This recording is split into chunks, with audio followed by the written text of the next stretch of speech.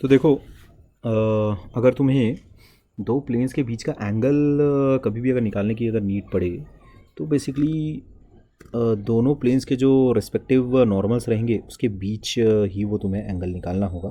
ठीक है, ऑब्वियस बात है। यहाँ देखो, लेट्स से तुम्हारे पास angle between the planes is angle between their normals।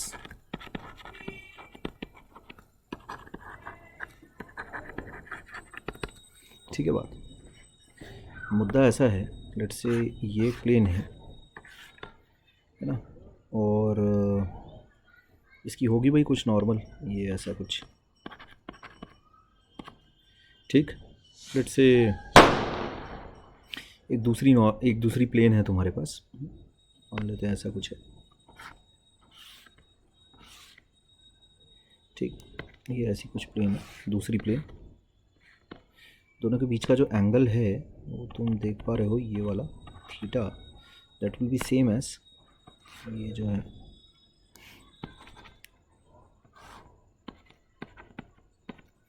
ठीक है। जितने से अगर तुम इसको इमेजिन करना चाहो तो ऐसे कर सकते हो। देखो, मान लेते हैं ये प्लेन जो हरा वाला है, इसको अगर मैं थोड़ा सा रोटेट करूँगा, समझ में आ रहा है। मान लेते हैं इनिशियली दोनों के जो नॉर्मल्स थे N1 और N2 अलाइंड थे, दोनों के बीच का जो एंगल था 0 डिग्री था। उसको अगर तुम थोड़ा सा रोटेट करो क्लॉकवाइज, रेड वाले को अगर थोड़ा सा मैंने रोटेट किया, लेट्स से क्लॉकवाइज, ये यहाँ देखो, ये रेड वाले को अगर मैंने थोड़ा सा रोटेट किया क्लॉकवाइज, ठीक, तो जो ये नॉर्मल है ये भी क्लॉकवाइज थोड़ा सा रोटेट कर जाएगा। ठीक, इसीलिए मैं बोल रहा हूँ कि angle between the planes is same as angle between their normals. तो अब ये तो हमें बहुत अच्छे से पता है। अब जैसे ये चीज़ जैसी हमारी क्लियर हो गई, दिस इज़ द कंसेप्ट। ठीक, ये तुम्हारा कंसेप्ट है।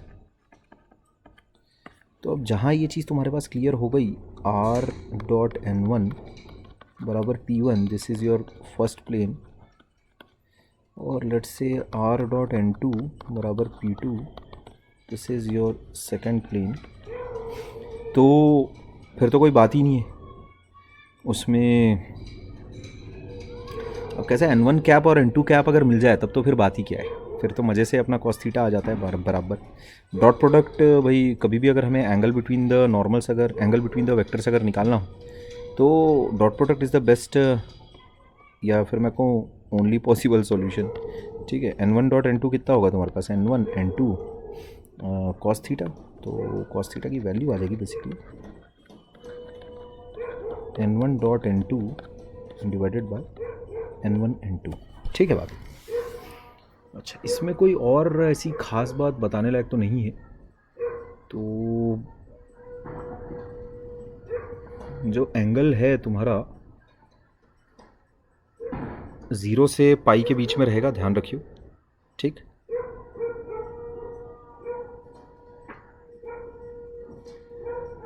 बेसिकली दो वेक्टर्स के बीच में एंगल हमेशा हम लोग छोटा एंगल कंसिडर करते हैं ना, तो theta will be between 0 to pi.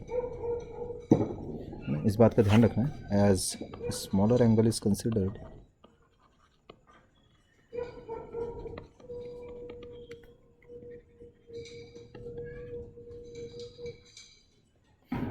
for angle between the vectors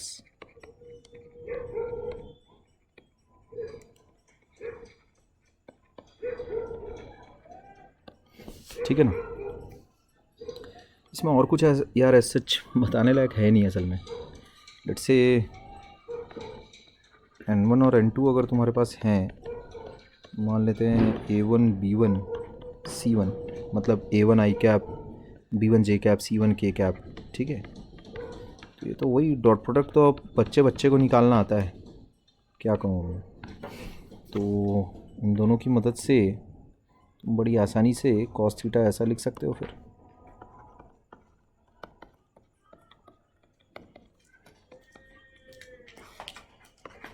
ठीक है ना।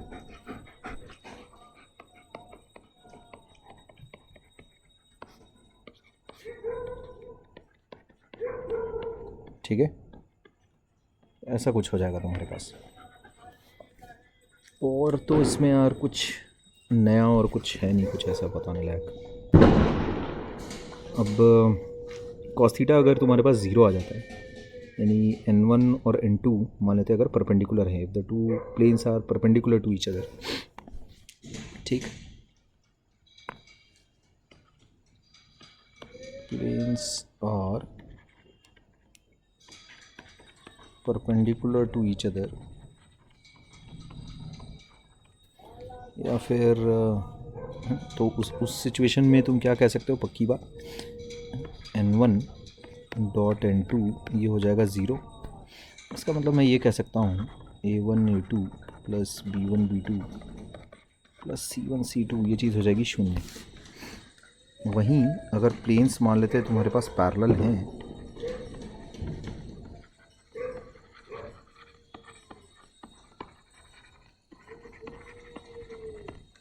तुम उसमें कह सकते हो कि जो डी आर्स होंगे या फिर मैं कहूँ जो कोफिशिएंट्स होंगे वो प्रोपोर्शन में होंगे, ठीक है, ध्यान रखना इस बात का। थीटा अगर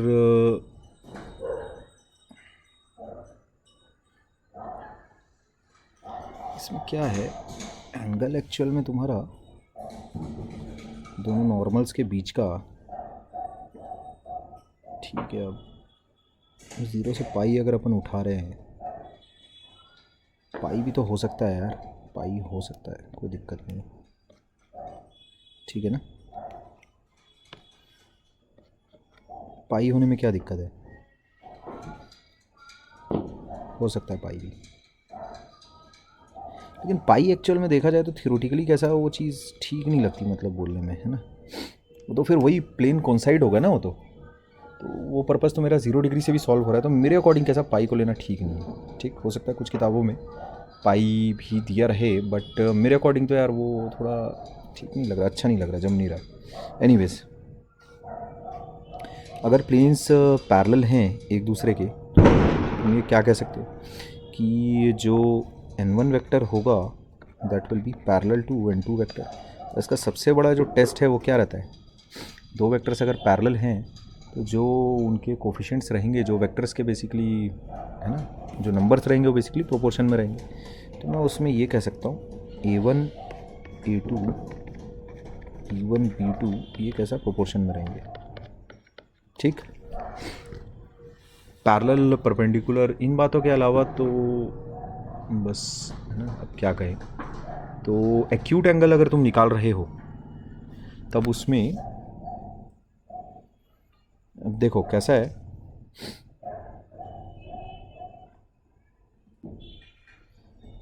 अगर तुम एक्यूट एंगल, है ना, दो प्लेन्स के बीच में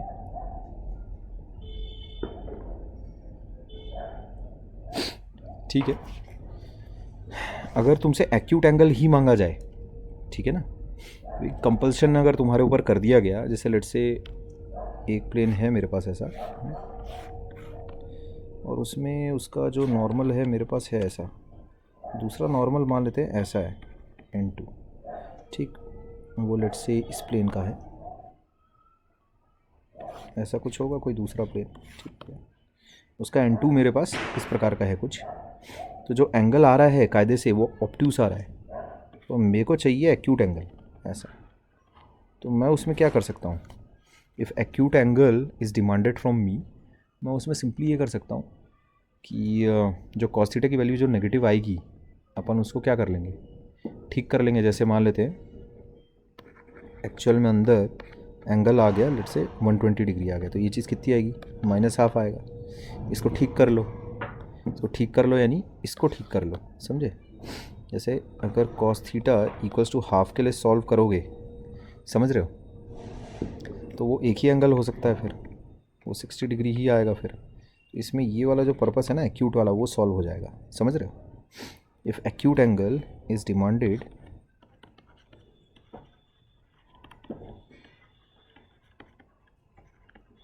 between the planes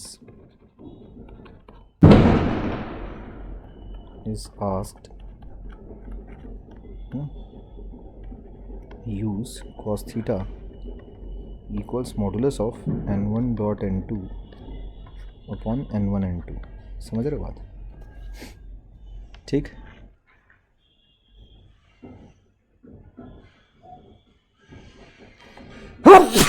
सॉरी, ये तो मैंने एग्जाम्पल के लिए इसको तुम्हें बताया है। ठीक, जैसे अगर मान लेते हैं कॉस थीटा तुम्हारे पास -½ आता,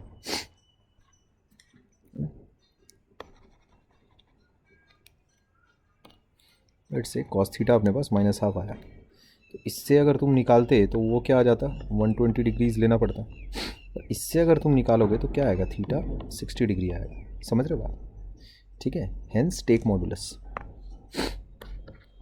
ठीक है बात?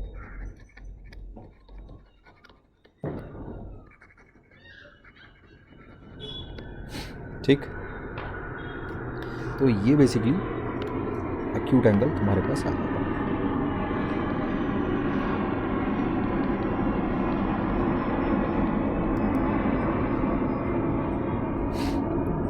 यहाँ पर दिस इज एक्यूट।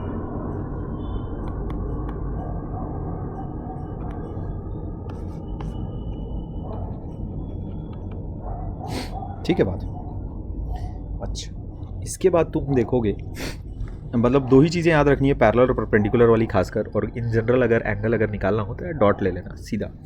हाँ, अगर मान लेते हैं इस फॉर्मेट में अगर दिया हुआ है तुम्हारे पास, लेट्स से ऐसा दिया हुआ है r डॉट n1 कैप, ठीक है, ऐसा नॉर्मल फॉर्म में अगर दिया हुआ है तब तो फिर बहुत ही आसान काम है, बराबर P1 r dot n2 cap equals to P2। Normal form में अगर तुम्हारे पास चीज़ें दी हुई है, if planes are given in normal form,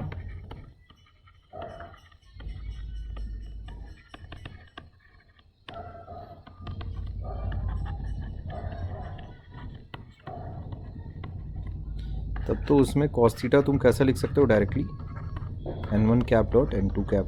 ठीक, ऐसा हो जाएगा डायरेक्ट, सीधा सिंपल, है कि नहीं? ठीक है, मैग्नीट्यूड तो कुछ रहेगा नहीं ना, क्योंकि n1 और n2 तो तुम्हारे पास दोनों की वैल्यू कितनी रहेगी, 1 रहेगी। तो ये n1 कैप और n2 कैप दोनों की मैग्नीट्यूड्स क्या रहेगी तुम्हारे पास, वो 1 रहती है। डायरेक्टली तुम cos theta equals to n1 cap dot n2 cap लिख सकते हो। उसमें अगर कोई बोले तुम्हें कि एक्यूट एंगल वाला फंडा है तो ये कर लेना, ऐसा कर लेना, cos inverse modulus of n1 cap dot n2 cap. ठीक, ये एक्यूट एंगल हो जाएगा तुम्हारे पास फिर, है ना, ये एक्यूट एंगल हो जाता है फिर। ठीक, अच्छा, तो एंगल बिटवीन द प्लेन्स का जो कंसेप्ट है वो यहाँ पर ओवर होता है। जनरल एंगल भी तुम निकाल सकते हो, पैरेलल और परपेंडिकुलर की कंडीशंस हम लोगों ने डिस्कस कर लिए। ऐसा कुछ और अगर कोई बात अगर याद आ जाती है मेरे प्रॉब्लम को सॉल्व करते वक्त, तो मैं उसे तुम्हें इलस्ट्रेशंस लेते वक्त बता दूंगा। ठीक है, अच्छा, इस वीडियो को अभी यहाँ पर हम लोग ओवर करते हैं। इसके बाद देखते हैं angle between a plane and a line. ठीक, ओके।